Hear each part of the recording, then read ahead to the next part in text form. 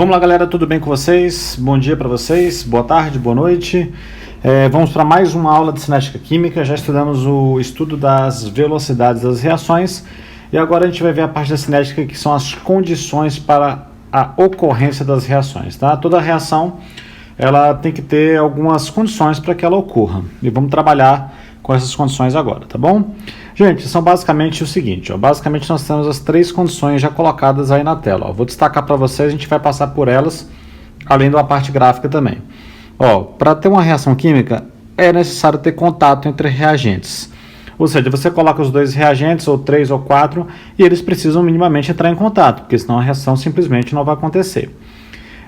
Esse aqui eu vou detalhar mais daqui a pouquinho, mas quando esses reagentes estão em contato, é preciso que tenham choques eficazes, ou também chamado de choques, vou colocar aqui embaixo para que você anote aí, ó, também chamado de choques efetivos, tá? Então também é necessário que tenha choques efetivos. E também é necessário que tenha uma energia de ativação, que daqui a pouco comentaremos sobre esse aspecto, tá? Então, se uma reação química não cumprir com esses protocolos, ela não vai ocorrer. Por exemplo, eu vou te dar um exemplo aqui do lado, ó. Olha só. Se eu tenho no ar atmosférico nitrogênio, lembra que o nitrogênio, gente, ele está presente em 80% do ar atmosférico, tá? E aí e a gente sabe que no ar atmosférico também tem oxigênio, e ele está presente com cerca de 19%. Essa reação, ela poderia dar NO, por exemplo, ok? Mas veja bem, no nosso ar tem nitrogênio e tem oxigênio, e essa reação simplesmente não está acontecendo, tá? Você tem o nitrogênio e o oxigênio livres por aí. Certamente essa reação não acontece porque não cumpre com um dos pré-requisitos ou mais de um deles que eu coloquei do lado, tá bom? Uma reação simples também que eu poderia exemplificar para vocês por exemplo, essa aqui, ó. Se você tiver no ar atmosférico com uma quantidade de hidrogênio e também tem oxigênio, que a gente sabe, essa reação não gera água com facilidade porque também não cumpre os pré-requisitos.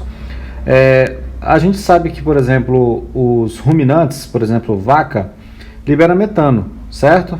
Aí essa liberação de metano encontra o oxigênio do ar e ali instantaneamente acontece uma explosãozinha, dando CO2 e água. Isso não faz sentido porque essa reação não acontece dessa maneira, tá? Porque justamente como eu estou falando, ela não cumpre algum dos pré-requisitos que eu coloquei ali, tá bom?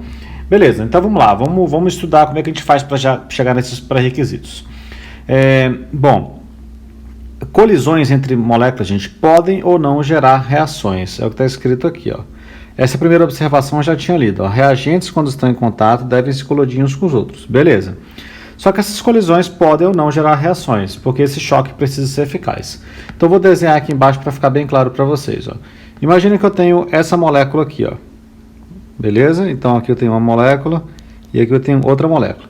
E que essas duas moléculas aí, essa molécula, que são duas bolinhas azuis, esteja representando o nitrogênio, N2. Aí eu vou reagir ela com O2. E para representar o O2, eu vou representar ele por duas bolinhas vermelhas, ok? Então vamos colocar aqui as duas bolinhas vermelhas do O2. Essa reação aqui, se ela se processar, olha aqui para o lado de novo, ó. Aí ela vai gerar isso aqui, ó, duas vezes o NO, tá? Que daqui a pouco eu faço uma representação do NO. Bom, agora olha só, eu vou colocar aqui um traço azul aqui, outro traço azul aqui, para dizer assim o seguinte, ó, que essas moléculas elas têm que estar em movimentação, tá? Essa aqui é para dar uma ideia de movimentação dessa molécula, tá bom? E a mesma coisa com a vermelhinha, ó. Eu vou colocar uns traçozinhos aqui para dar essa ideia de movimentação, ok? Tá, aí veja bem, agora eu vou criar a movimentação dela, ó. Vou usar esse artifício aqui, ó. Imagina a molécula vermelha, ela fica zanzando, ó, ela fica andando por aí. Não adianta, gente, ela andar nesse sentido, ó. Ela vindo para cá. Ela nunca vai se encontrar com as moléculas em azul. Então ela tem que vir nesse sentido. Quanto mais rápido ela vier, ela vai dar uma pancada nessa molécula aqui, até encostar, tá? E isso começa a gerar a reação. Então você tem esse estágio inicial, então essa molécula vermelha vem em direção ao azul, certo? E essa molécula aqui em azul também tem que vir em direção à vermelha. Eu estou trazendo até o texto junto lá, ó. E ela vai bater aqui, tá? Então essa é a ideia. Então tem que ter esse choque. Deixa eu fazer direitinho a movimentação da azul. Tá, ela vai bater aqui, ó, pam, e vai gerar um choque. Esse choque tem que ser efetivo. Para que esse choque tem que ser efetivo? Para eu quebrar as ligações. Então, ó, eu preciso, gente, fazer com que essa ligação aqui se quebre e essa ligação aqui se quebre. Para quê? Muito simples, ó. Analisa aqui do meu lado, aqui do lado direito novamente, ó. Eu vou desenhar as duas bolinhas azuis aqui, ó. Então vai lá, as duas bolinhas azuis estão aqui. E eu vou desenhar as duas bolinhas vermelhas que estão aqui. Pronto? Muito bem. Para formar a molécula de NO, eu teria que ter isso aqui, ó. Eu vou ter que ter uma bolinha azul com uma bolinha vermelha. Opa, saiu um quadradinho, né? Com uma bolinha vermelha. E isso vai ter que acontecer duas vezes, ó. Uma bolinha azul e aqui uma bolinha vermelha, tá? Para dar duas vezes NO. E como é que eu vou fazer isso? Eu vou fazer isso a partir desse momento aqui, ó. Quando eu quebrar isso aqui, ó, no meio, eu escrevi aqui do lado esquerdo, tá? Eu quebrar aqui no meio, aí vai ficar as duas bolinhas separadas. Eu quebrar aqui no meio, aí eu vou ter as duas bolinhas separadas também. Aí vai permitir com que essa bolinha azul se junte com essa bolinha vermelha e que essa bolinha azul se junte com essa bolinha vermelha, formando as duas moléculas de NO. E isso vai ser feito a partir do choque efetivo, tá? Então vamos lá, vamos montar esse choque efetivo. Essa molécula azul aqui, ela vai aqui em direção, pá, bateu aqui. Então elas vão ficar juntas nesse momento. Esse momento que está aqui, eu vou representar ele assim, ó, dentro de um colchete. Ele é o estágio intermediário, tá? Então, o que eu tinha antes, gente? Eu tinha antes o seguinte, ó. Eu tinha antes as duas bolinhas azuis e eu tinha antes as duas bolinhas vermelhas, tá? Então, vou até escrever aqui para vocês isso, ó. Isso aqui é o início. Deixa eu escrever melhor, melhorar a letra. Ó, isso aqui é o início, certo? Aí elas se movimentam, tem o choque. Aí depois, aqui vai ter uma quebra de ligações, tá? Aqui as ligações, no meio aí as ligações vão se quebrar. E depois que elas forem quebradas, aí eu vou ter o final, ó. As bolinhas azuis separadas e as bolinhas vermelhas separadas. Então, vamos lá, vamos para uma parte bem importante. E aqui foi o fim. Ok? Então, o que eu tenho no início? Reagentes. O que eu tenho no final? Os produtos. E o que eu tenho aqui no meio, que é o estágio intermediário? Gente, anota aí, isso é importante. Isso aqui é o que nós chamamos na química de complexo ativado, ok? Esse é o estágio de transição entre reagentes e produtos. Ó, antes de sair do início e chegar ao fim, antes de chegar do início e chegar ao fim, a gente tem que ter o complexo ativado, que é essa transição entre reagentes e produtos, tá? O complexo ativado, ele, que é a transição, ele é uma parte do processo que indica espécies que são bem instáveis, tá? Então isso aqui é algo instável que vai se desfazer rapidamente para chegar até o produto. Tudo bem? Beleza, agora vamos ler aqui de novo as informações que eu tenho aqui em cima. Ó. Vamos reler comigo, né? Ó, reagentes estão em contato, devem se colidir. Então tem que ter colisão, vou marcar essa palavra. Essas colisões podem ou não gerar reações, porque esse choque tem que ser efetivo. Porque olha só, volta aqui embaixo, ó. Vou separar essas moléculas vermelhas. Não adianta nada, gente, essa molécula bater assim, ó, aqui assim, raspando. Ela tem que bater assim, ó, para gerar um choque efetivo, certo? Não adianta ela bater de raspão e ela ficar vagando pela tela, não faz sentido. Ela tem que bater com efetividade, tá bom? Então, essas colisões podem não gerar reações, porque esses choques precisam ser eficazes ou então choques efetivos, tá bom? Já acabei de falar isso, vou marcar, ó, choques efetivos aqui. Um fator importante para um choque ser efetivo é a orientação das moléculas, que eu acabei de mostrar. Elas têm que estar bem orientadas, tá? E, por fim, para que ocorra os choques efetivos, é importante se forneça a energia de ativação. Então, tem que fornecer energia de ativação. Gente, está aparecendo na sua tela aí agora o que é energia de ativação. Bom, é a menor quantidade de energia necessária que deve ser fornecida aos reagentes para a formação do complexo ativado e, consequentemente, para a ocorrência da reação. Então, é o mínimo de energia que eu tenho que dar, gente, para formar o complexo ativado. Então, por exemplo, se você pegar a reação que eu já tinha exemplificado aqui antes na aula, ó, eu pego o hidrogênio, ok? Aí eu coloco aqui mais oxigênio, ok? Aí essa reação aqui, gente, ela vai ter que dar água. E fazendo o balanceamento, aqui tem que ter meio de oxigênio. Essa reação, para ocorrer, o ideal é que você tenha isso aqui, ó, que eu estou escrevendo aqui em cima. É uma faísca, certo? Aí você coloca a faísca, aí você está fornecendo energia de ativação. O mínimo de energia necessário para você promover o choque entre essas moléculas, formar o complexo ativado, e aí sim você conseguir chegar na molécula de água, tá bom? Existem reações que têm baixa energia de ativação, certo? Então, reações com baixa energia de ativação, elas são mais fáceis de acontecer. Acontecem no piscar de olhos, tá? Existem reações que são dificílimas de acontecer. Então, elas possuem alta energia de ativação. Tudo bem? Então, você tem reações nesses dois sentidos, ok? Muito bem, discutimos coisas importantes. Complexo ativado é o estágio de transição. Energia de ativação é o mínimo de energia necessário. Agora, a gente vai fazer uma análise gráfica desses processos. Bom, a análise gráfica é o seguinte, gente. Eu vou fazer aqui um gráfico que ele vai ter essa cara aqui, ó. Então, aqui eu vou ter o eixo Y, ok? Aí, aqui no eixo Y, gente, você vai ter a entalpia. Certo? Lembra de entalpia? É um sinônimo de energia que estudamos na termoquímica, tá bom? E aqui no eixo X, nós temos o que nós vamos chamar de CR, que aí você vai interpretar como o caminho da reação. E qual é o caminho que uma reação processa? Gente, uma reação sempre vai processar esse caminho, ó, de reagente até produto. Simples assim, tá bom? Bom, então olha só essa reação aqui. Ela vai começar da seguinte maneira, ó. Eu vou colocar aqui, nesse ponto aqui, ó, o reagente. Então aqui está o reagente, beleza? Vou colocar ele até mais para cima, ó. Então aqui você tem o reagente. E aqui embaixo você chegou até o produto. Esse é o caminho da reação. Então você tem uma diminuição de entalpia, ó. Por que você está tendo uma diminuição de entalpia? Porque ela está indo de reagente para produto, só que está descendo, tudo bem? Então está diminuindo a energia, então ela está liberando energia. Só que eu quero te mostrar um gráfico que mostra a transição entre reagente e produto.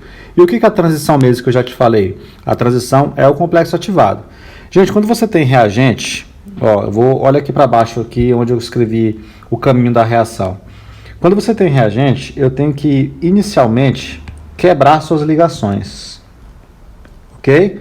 Então aqui eu tenho que quebrar as ligações. Por isso que essas moléculas precisam se chocar. E aqui eu preciso formar ligações, ok? Gente, um processo de quebra de ligações é sempre endo, ok?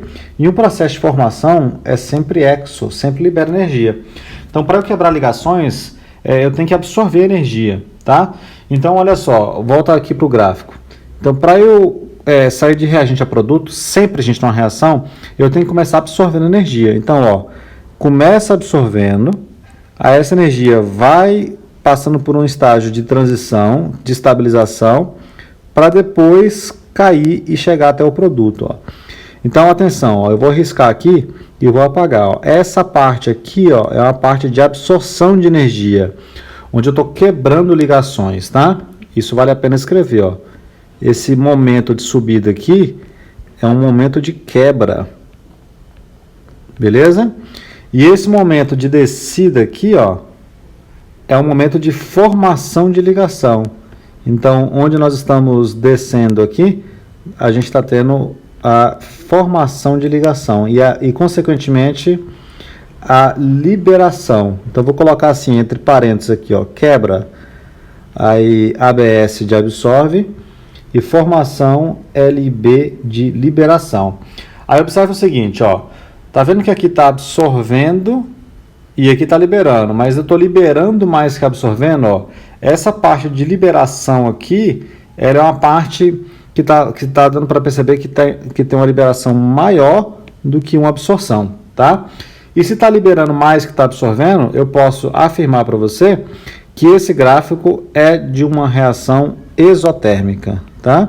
Então, vou colocar aqui, esse gráfico está sendo montado de uma reação exotérmica e vou deixar isso marcado aqui, ó. Porque claramente aí está se absorvendo mais, está se liberando mais do que absorvendo, ok? Muito bem, vamos seguir. Tem mais coisas importantes para analisar. Aqui em cima, gente, nesse gráfico, aqui, ó, nesse ponto que eu estou marcando, que é aqui no topo, isso é o que a gente chama de complexo ativado, tá? Então eu vou colocar aqui como C ponto A. Então aí em cima você tem o complexo ativado, porque você pode perceber, ó, que é justamente a transição entre reagentes e produtos. Isso é o que nós chamamos de complexo ativado, tá?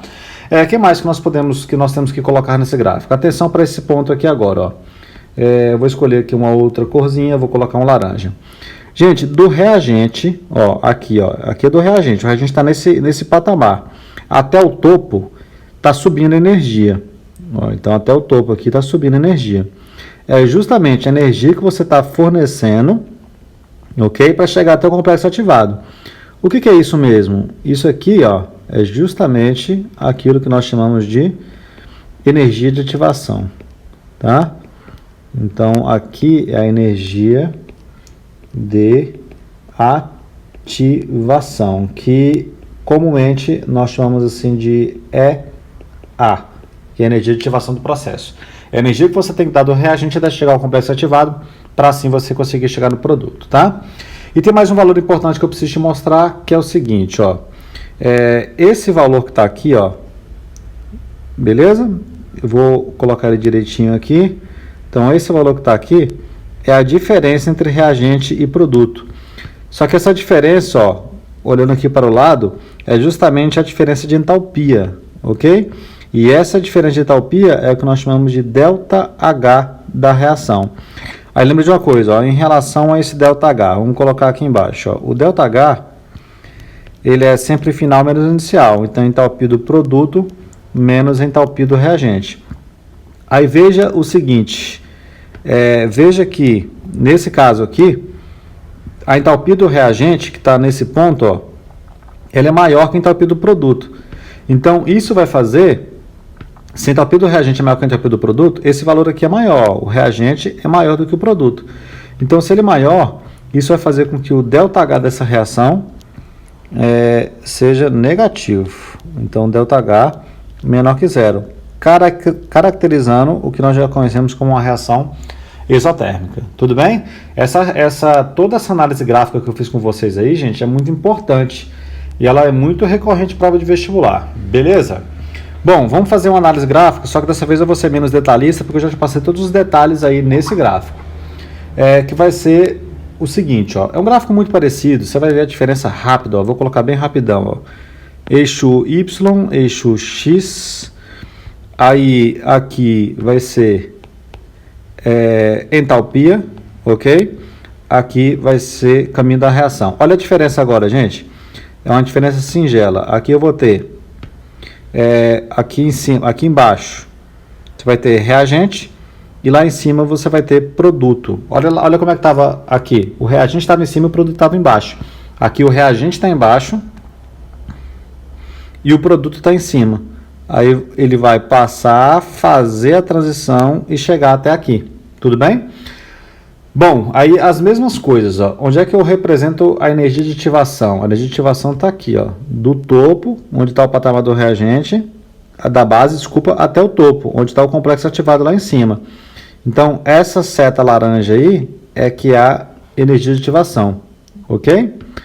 Então, vamos colocar aqui, então aqui que é a energia de ativação. E essa variação que está aqui continua sendo quem?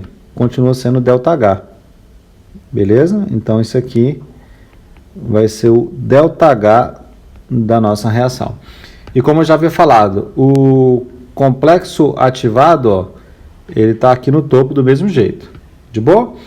Bom, nesse caso aqui, ó, perceba que a absorção é maior do que a liberação, ok? Se a absorção é maior que a liberação, eu estou me referindo aqui ao gráfico de uma reação endotérmica. E se você mexer com esse ΔH aqui, sabendo que que ΔH é entalpia do produto menos entalpia do reagente, dessa vez quem é maior? Atenção, a entalpia do produto é maior que a entalpia do reagente, ó. É só você observar nesse ponto, ó. Aqui, ó. A entalpia do reagente está aqui, ó. É esse valor que está aqui. E a do produto está aqui embaixo, ó. Então o produto é maior que o reagente, tá bom? Gente, se o produto é maior que o reagente, esse valor aqui vai dar positivo. Então, ele vai dar maior que zero, o que caracteriza uma reação endotérmica. De boa, então? Então, vamos colocar na prática? Colocando na prática, eu vou te dar um exemplo real aqui, ó. Então, aqui, eixo Y, beleza? Aqui, eixo X. Mais uma vez, eu tenho entalpia. E aqui nós temos o caminho da reação. De boa? Vamos lá. Aí eu tenho o seguinte, ó. Eu vou ter uma reação que ela vai ser assim, ó. Ela começa aqui, ela vai dar uma queda e vai chegar aqui. Beleza? Reagente e produto. Aí qual é o exemplo real? Aqui é o seguinte, gente. Essa reação, ela é essa aqui, ó. Vamos dar um zoom aqui para caber direitinho. Aí vai ser, ó, CO, que é o monóxido de carbono, reagindo com NO2. Beleza? E isso vai dar nessa reação CO2 mais NO. Então vai dar CO2 mais NO, tá? Reagente dando produto. Bom, aí colocando em valores agora, por isso que eu falei que era para colocar na prática mesmo. Colocando em valores, nós temos o seguinte, ó. A energia de ativação dessa reação, ela é representada aqui, ó. Beleza? E qual é o valor da energia de ativação dessa reação? É de 134 kJ. Então, coloca aí, ó. Energia de ativação, só para você ter uma ideia, é de 134 kJ de energia, tá?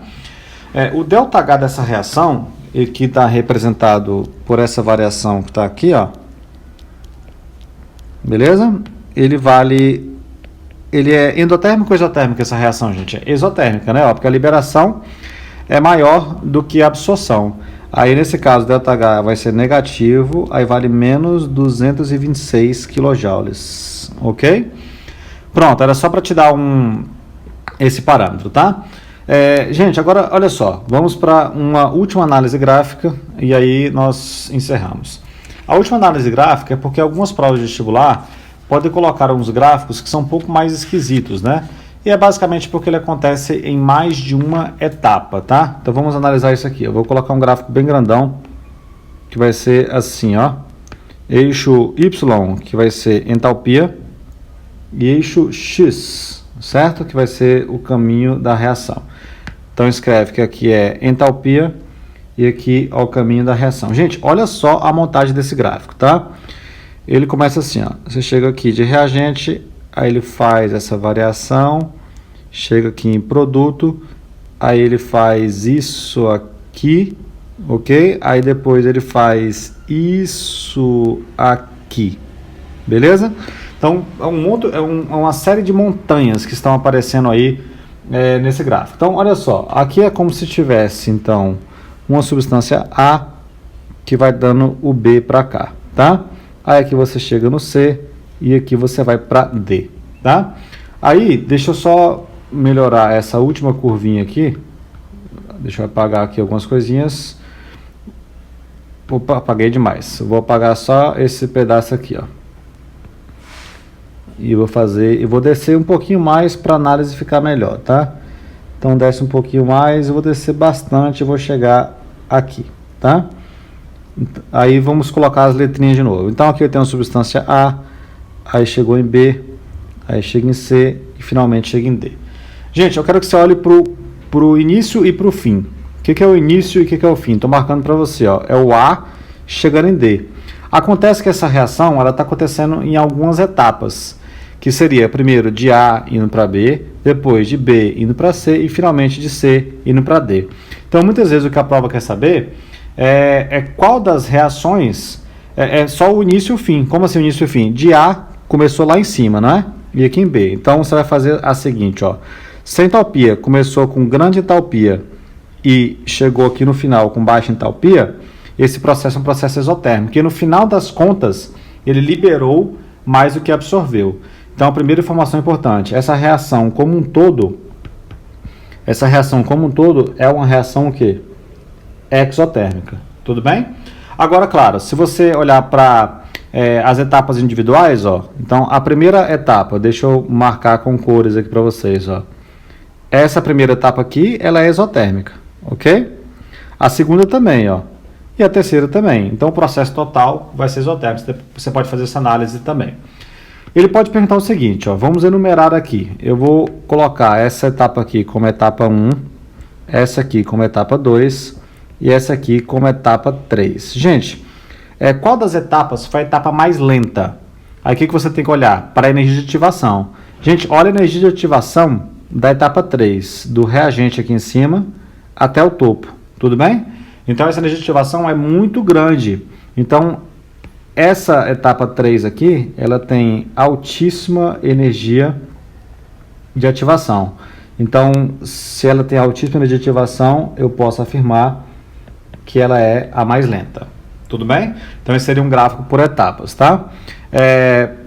Eu vou te mostrar só um gráfico, um último gráfico, que também vai ser por etapas, só para você ver como que eles podem aparecer. Então, coloco aqui os eixos. Então, aqui você tem eixo Y e aqui você tem eixo X. E ele vai ser basicamente entalpia por caminho da reação. Ele pode ser assim também, ó. Ele começa com reagente, aí ele chega aqui nesse produto, ok?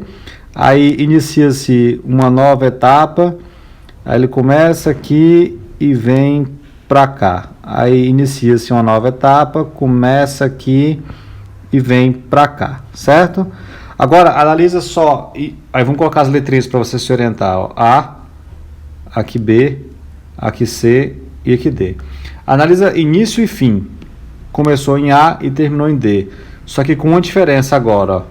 No final das contas subiu, não subiu? Então, endotérmico, ele mais absorveu do que liberou. Mas se você olhar as etapas individuais, olha para a primeira etapa. Essa aqui, ó, absorveu mais que liberou. Então, a primeira etapa é endo. A segunda é exo, certo? E a terceira etapa, ela vai ser absorveu mais que liberou. Então, ela é endo. Aí, no final das contas, como você está olhando do início para o fim, ó, foi uma absorção de energia. Então, esse gráfico aqui, a reação global, ela é de uma reação endotérmica. Tudo bem? Beleza com isso? Então, essa seria uma análise de um gráfico se você for analisar por etapas. De boa? Gente, é isso. Espero que tenham entendido tudo, todas essas análises. A nossa próxima aula de cinética química é para a gente ver os fatores que afetam a velocidade de uma reação química. Façam exercícios. Um grande abraço e até a próxima.